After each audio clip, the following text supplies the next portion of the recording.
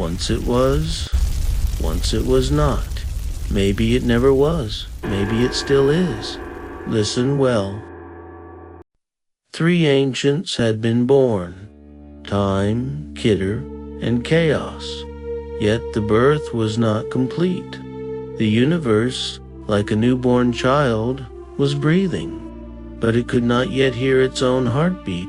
Time wove the threads of flow, binding the 14 billion year expansion to his chain.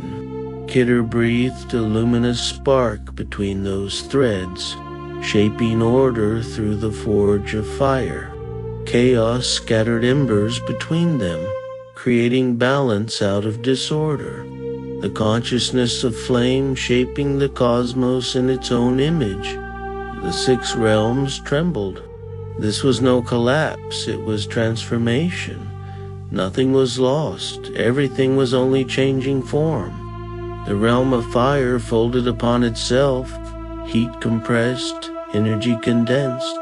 Through the first flame of fusion, stars were born, and dark matter cast off its shadows. The realm of water divided, waves dissolved into the void, but vibration remained.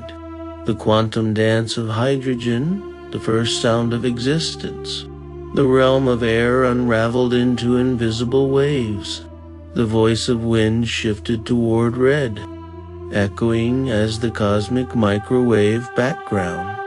The realm of earth grew heavy and firm. Dark energy surrounded it, anchoring it within the void. The seeds of galaxies were sown.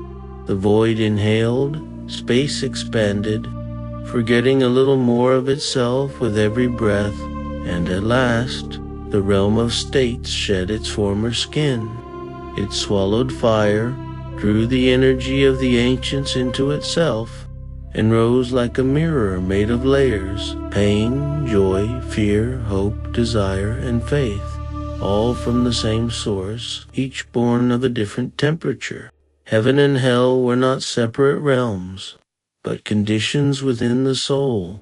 Yet humanity was not here only its echo, a dream drifting in dust.